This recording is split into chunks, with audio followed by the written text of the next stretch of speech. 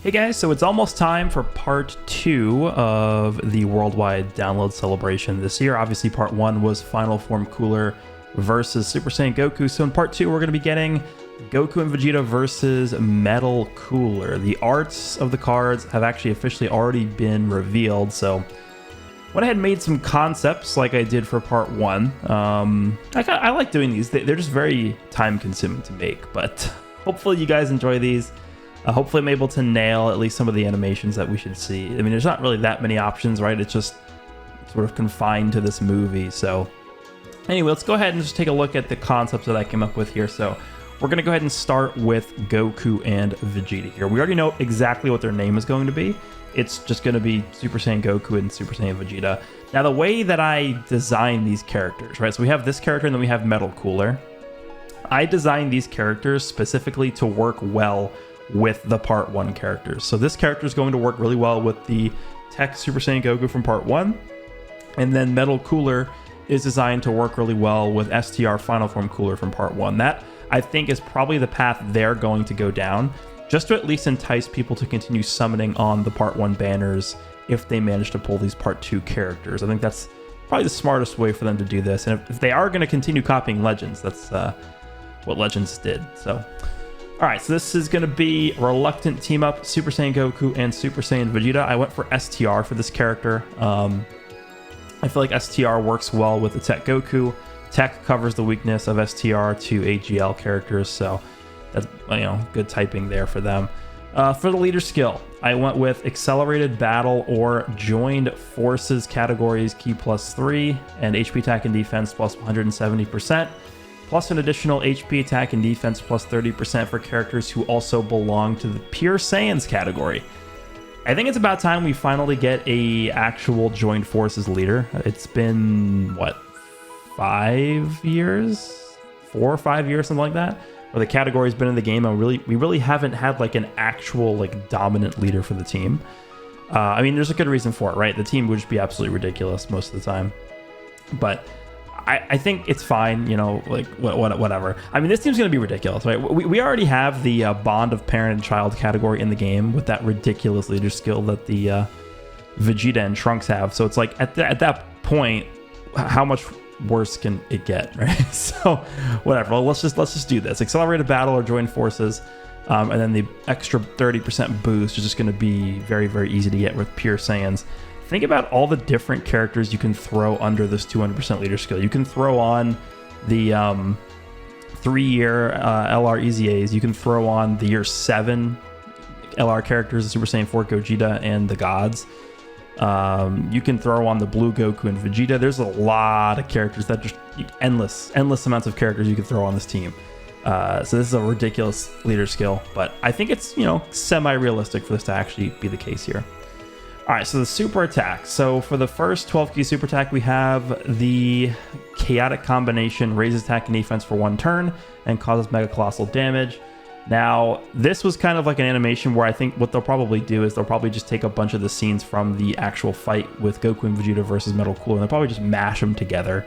So let me open this up here. So it would probably include something like this. Like the scene where Vegeta's gonna Big Bang attack, like, I don't know, maybe they change this to like where Goku's holding down the enemy or something, and Vegeta Big Bang attacks him or something. I don't know.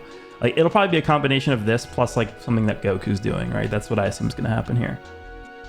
All right, and then the 18 key is going to be the Destructive Dragon Fist. Now this is, if we go back over to this, the Destructive Dragon Fist is this. This is actually a name that I got from Legends. I got a lot of the names of these attacks from Legends because Legends has a lot of these characters. But I mean, yeah, it's pretty much what you would expect out of like this character, right? I mean, I would be very surprised if that wasn't an animation that we were going to get. But greatly raises attack and defense for 1 turn and causes mega colossal damage. So 50% raise for attack and defense for 1 turn, not bad. All right, so let's go ahead and take a look at the actual passive here. So the passive, Last Ditch Effort, activates the entrance animation once only and performs a critical hit for 3 turns if there is an extreme class enemy. So potentially could be a bit restrictive, but if you guys have realized, literally every single difficult stage pretty much in the game is an extreme class enemy. Every single red zone stage is an extreme class enemy, and then Cell Max is extreme class. So like I would say like the hardest like 15 to 20 stages in the entire game are extreme class or something like that. So not that restrictive right now. But then in terms of the animation, I would say this is a pretty obvious one. It's this. I actually could not find a better quality image for this. It's kind of ridiculous, but it's like when after Goku and Vegeta defeat the first metal cooler, and then the army of metal coolers appears and they start powering up. This is what I expect their entrance animation to be. I don't really think there's another option for this. And the only reason why I'm assuming they're even going to have an entrance animation is because the cooler in part 1 did. And this is supposed to technically be the counterpart to that cooler in part 1. So I would be surprised if they ended up not having an entrance animation. All right, so let's take a look at what these guys do. So yeah, critical hit for 3 turns when performing the entrance animation if there's an extreme class enemy. Keep +8 and attack and defense +80%. Attack and defense +20% per rainbow key sphere obtained. Attacks effective against all types with 3 or more rainbow key spheres obtained. Attack and defense +50% when performing an ultra super attack if this character has not received an attack this turn. So the reason why, I'll just read through the rest of it and then I'll explain. Perform an additional super attack if the targeted enemy has 50% HP or less once per turn, and then great chance to nullify unarmed super attacks launched at this character. So the main theme behind how I designed this character and cooler was for them to partner up well with the part 1 character, that, you know, the super or extreme version, whichever character we're talking about. So obviously this character wants to be in slot 2 next to the tech LR Super Saiyan Goku in slot 1. So they're not ever going to really be getting hit, right? So as long as you're in slot 2, you're going to be able to activate this extra 50% attack and defense when you perform an ultra super attack. I kind of like this mechanic. I just thought about this on the spot. You perform an additional super attack if the targeted enemy has 50% HP or less. It's kind of like an execution mechanic, I guess. But I feel like that's a really strong ability to have. And then for the nullification against unarmed super attacks, I feel like there's so many characters that exist in Dragon Ball that would have such great like nullification animations, but they just like they're so reluctant to give like any character the nullification. It's weird. All right, but yeah, I would imagine it would be this, right? So basically the scene is when Metal Cooler is pretty much just choking Goku, and then Vegeta, this is his first appearance in the movie when he just comes in and kicks away Metal Cooler. So I can imagine this and Dokkan sort of being like, there's an enemy that's about to like punch Goku in the face or something, and then Vegeta just comes in and kicks them away, and that would be the nullification, I guess. I guess you could also call this a counter if you want to. I didn't really consider that a counter, but it's possible because he does actually kick the enemy away. So, okay, so yeah, so ultimately this character is going to be a slot 2 or 3 crazy strong offensive character, and they're also going to have a lot of defense too. I mean, they're starting out with 80% defense, then they're getting an extra 20% per rainbow key sphere, then they're getting an extra 50% on super attack effect from their passive, and then they're getting an extra 50% from super attack effect from the 18 key super attack. And then if the enemy's going to be under 50% HP, which is very likely because of how much damage this character's doing, then they're going to be getting another 30% from the 12 key super attack effect. So it's it's a lot of defense they're going to be getting, assuming you get multiple supers. And because they're doing critical hits for the first 3 turns, and they have the potential to get super effective against all types with 3 or more rainbow key spheres, you're probably going to want to go additional on this character. So yeah, as long as you're getting supers with them, they're going to be really, really strong, because then you're just going to be able to keep supering and then building up their defense. All right, so the active skill is the Death-Defying combination, which is literally this. It's literally the art. So we know that they're going to be doing this. So this can be activated after landing the finishing blow on an enemy or when HP is 50% or less once only. So typically the finishing blow mechanic in Dokkan is pretty bad. It's pretty hard to get a lot of the times, but the way that I've built and designed this character, where they're actually like getting stronger if the enemy has below a certain amount of HP, it's going to make it a lot easier to actually get this off. And even if you can't get the finishing blow off, you can still have a secondary condition to where you can launch the active skill even if your own HP is 50% or less. Then the effect is massively raises attack temporarily, causes ultimate damage, and within the turn activated, all attacks become critical hits. So yet another reason to go full additional in this unit. I kind of like how this unit turned out. I mean, again, leader skill's crazy good. I think they're a really powerful slot 2 and 3 character. I don't think we need another powerful slot 1 unit, especially for this like era of Goku and Vegeta, because we literally just got a ridiculous slot 1 character in part 1. This character being designed to work well with that part 1 character in slot 2, I think is fine. And for their links, I went with Saiyan Warrior Race, Golden Warrior, Super Saiyan, Experienced Fighters, Prepare for Battle, Fierce Battle, Legendary Power. The only link they don't share with the Part 1 Goku is going to be Kamehameha, which these guys don't have because they don't do a Kamehameha. I think Experienced Fighters is the link that the Part 1 Goku doesn't have. Yeah. So that's it. Now here's where things get a little bit weird. So I don't really know what other categories they would have. Like, this is all I could think of. Pure Saiyan, movie heroes, joined forces, accelerated battle, and Super Saiyans. Like, what else would they have? They wouldn't have bond of parent and child, because at this point in the series, if you take a look at like the tech Vegeta that's about to EZA, the tech Super Saiyan Vegeta from the Metal Cooler movie, he doesn't have that category. Actually, does Goku have it? Well, it wouldn't matter because they'd have to both be on it, I guess, for them to have that. I honestly, I can't think of anything else they'd be on. They wouldn't be on Powerful Comeback, right? I don't know. I don't know what else they'd be. This honestly could be at 5 categories, which is kind of low at this point in the game, but they'd be really solid options on every single one of these teams. So that's, I guess, pretty good. All right, so that's Goku and Vegeta. Let's move on to Metal Cooler, obviously the character I personally am more excited for here. This art is really good. Now, here's one thing about the art as well. They do have the core in the background of the art. Now, my design for Metal Cooler doesn't have like a giant transformation or anything like that, so I don't know if that core in the background actually means that he's for sure going to have a giant transformation. I don't like it. There's no like I can't tell you guys for sure, but I decided not to go with that. But we'll see. This is Revenge, born from a living planet, Metal Cooler. So I actually really wanted Final Form Cooler in Part 1 to be Int. And the reason being is because Int, I feel like, is the weakest typing for Wicked Bloodline overall. The strongest typing by far, well, I guess until this celebration, was AGL. Now I would say it's pretty close between AGL and STR.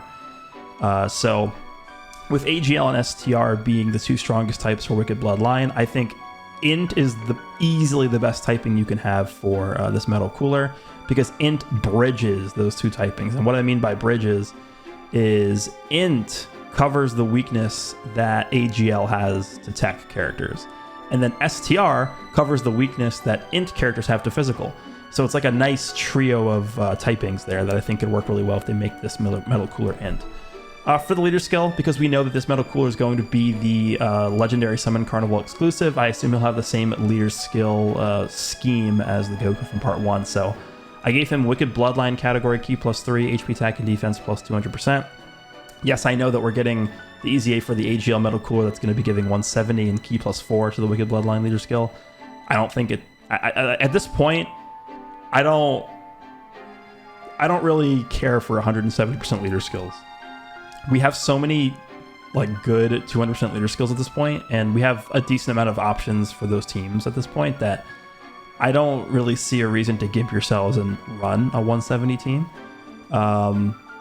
Especially for a category as limited as Wicked Bloodline, right? So I think this guy just being straight up a Wicked Bloodline leader, and I built him in such a way, which you guys will see in a second, that allows him to really hold the team together well, I feel like. So let's see what this guy's able to do here. So for these super attacks, I went for the 12 key being Blitz Shoot, which again, I'm taking these names from Legends because Legends has all these names in their game already. So if we go over, oh yeah, I forgot to show the active skill for the Goku and Vegeta's animations.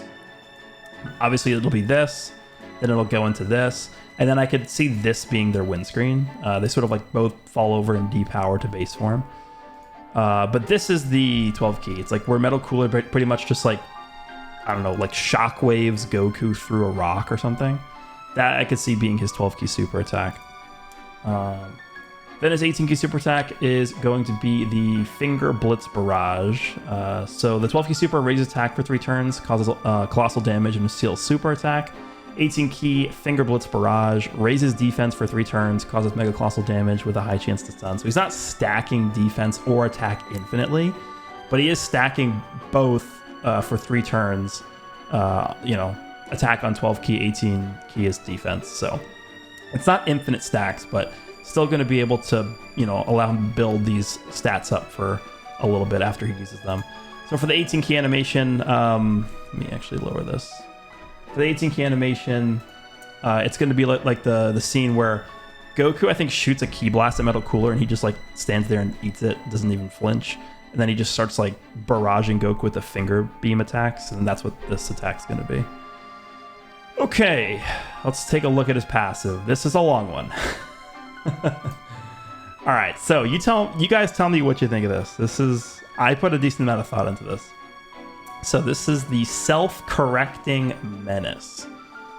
Ki +3, and attack and defense plus 130%, and reduces damage received by 30%. So that's basically his base stats that he's getting at the start of turn. Extreme class allies Ki +1, and attack and defense plus 3%, and recovers 2% HP per attack received during the turn. So obviously, every single person in the entire universe knows that LR Cooler that we just got in part 1 is a slot 2 character. Pretty much the opposite of the Tech Goku that we got in part 1, right? Tech Goku is like the ultimate slot 1 character. STR Cooler is like the ultimate slot 2 character. So by design, I created the Goku and Vegeta to be a slot 2 character, and I created this Metal Cooler to be a slot 1 character.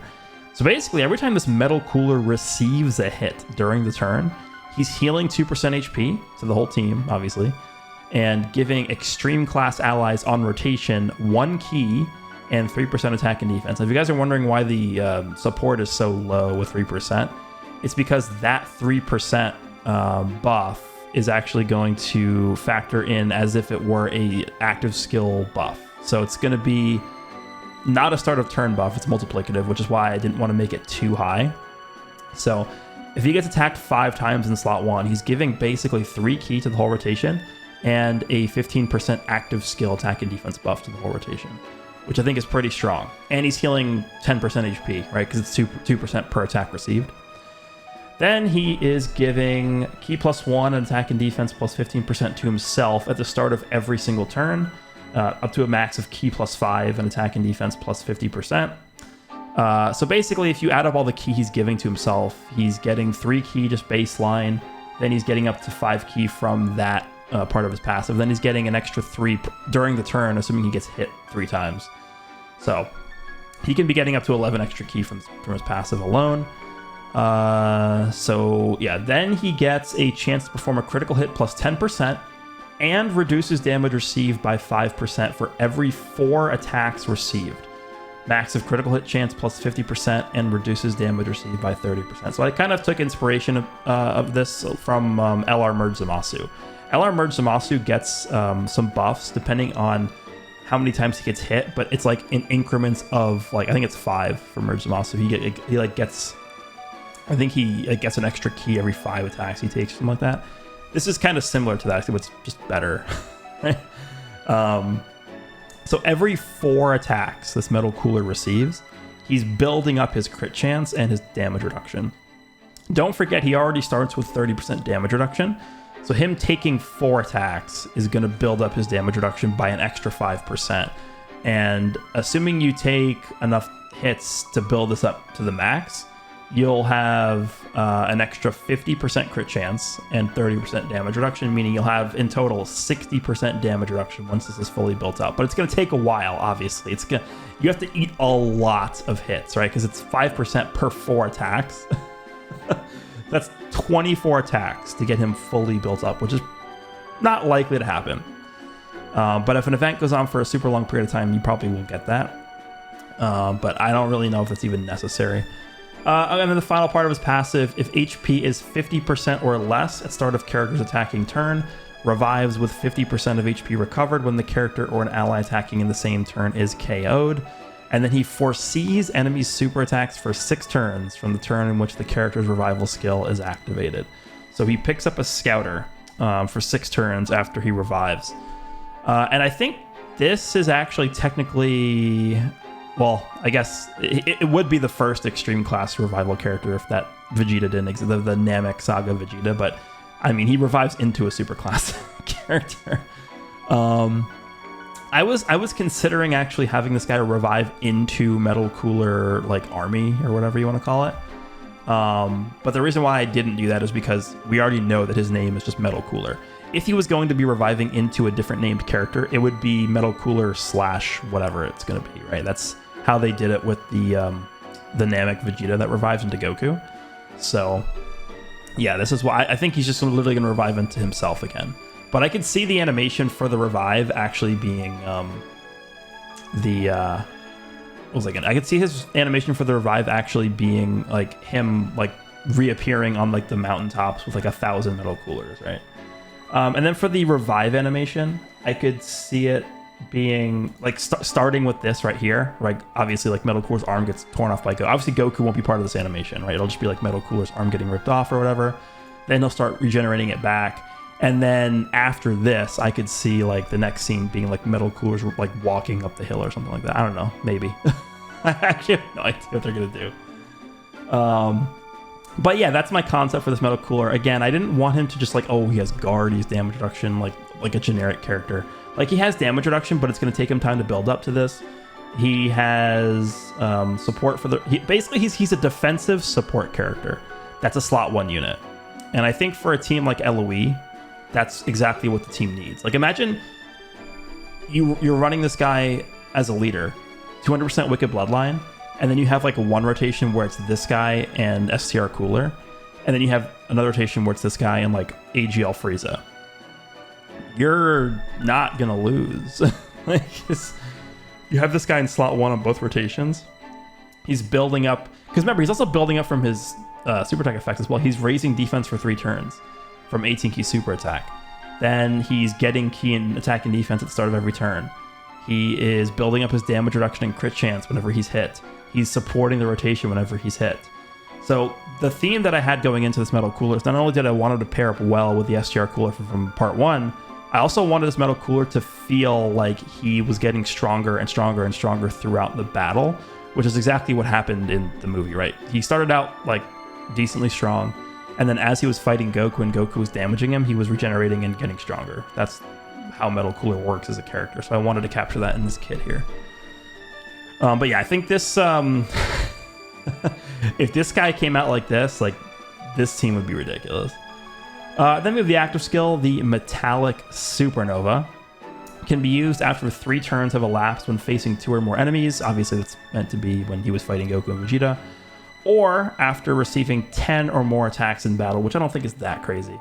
And then the thing about this that I wanted to do is I actually wanted to make this able to be used twice. Do we have an attacking active skill that you can use twice? I don't know if we do, but because I did that, I didn't want to make the effects too ridiculous, so I just had it be pretty generic. Greatly raise attack temporarily and cause ultimate damage. So, I mean, this could still hit pretty hard because remember, he is stacking attack for 3 turns on his 12 key super, so potentially could be a pretty hard hitting active skill if you have your stacks, decently high. But that's what this is. And then obviously the animation is super. I don't even have to show this, but yeah, this is the supernova right here. But the thing with the supernova is like we have this in the game already. The best version of this in the game, I think right now, is the new coolers that just came out, like the awakening from the free-to-play coolers. But there's a whole sequence that happens before this where like he's like kneeing Goku in the head or something, and then he like throws him down, and then he does a supernova. I think we can get that full sequence of attacks before the supernova actually is launched in the active skill. That could be cool. All right, so that's the active skill here. Links are going to be auto regeneration, nightmare, thirst for conquest, strongest clan in space, big bad bosses, fierce battle, legendary power. So I basically just copy and pasted the AGL Metal Coolers links, but I removed transform because he's not transforming in my concept. Auto regeneration is interesting. So auto regeneration actually gives, I think it's 5 at link level 10, it's 5% healing and 5% damage reduction. And it's specifically Metal Cooler, I think is what the link is for. So if you end up wanting to use this Metal Cooler with, the free-to-play STR Metal Cooler that's going to be getting easy aid soon, or even like any of the other free-to-play metal coolers we're getting. Like maybe one of the 5 free metal coolers we're about to get when they get Easy 8 is actually really good. So you can use that guy next to this guy, and he's just be getting an extra 5% damage reduction. And then obviously Nightmare, Thirst for Conquest, Strongest Clan in Space, Big Bad Bosses, First Battle, Legendary Power is they're all pretty, you know, common links. Now the only thing I'll say about Metal Cooler, and this is gonna be true no matter what happens, I think, is this, so Metal Cooler as a character is not going to be under STR Cooler's 200% leader skill, which sucks. So I'm kind of wondering, like, do you just want to run? I'm assuming it's like hopefully it's going to be Wicked Bloodline as the lead. Like, do you just run this team if you want to run this guy optimally? Like, I don't know. And then something else to mention as well is if we look at the link set for Metal Cooler, he has Strongest Clan in Space, but he doesn't have Universe's Most Malevolent, which is I think it's 20% attack. Like, that's a lot. So he's going to be missing an extra 20% attack link with LRSTR Final Form Cooler, which is kind of annoying. So it's going to be that on top of the fact that he's not under the 200% leader skill for LRSTR Cooler. But I still think if they make this guy a really dominant slot 1 character like I did for my concept, like, he's going to be just fine. And then for categories, Wicked Bloodline, Resurrected Warriors, Movie Bosses, Artificial Life Forms, Terrifying Conquerors, Target Goku, Revenge, Corroded Body and Mind, Powerful Comeback, and Accelerated Battle. So yeah, I mean, there's not really much else to really say about these categories. I think if they don't make him a Wicked Bloodline leader, I could definitely see them doing Target Goku. I think might be the one that they do, maybe. I don't think they're going to do Terrifying Conquerors because we literally just got that as part of the STR Cooler's leader skill. Artificial Life Forms is pretty likely, I would say, as well. Revenge potentially also could be.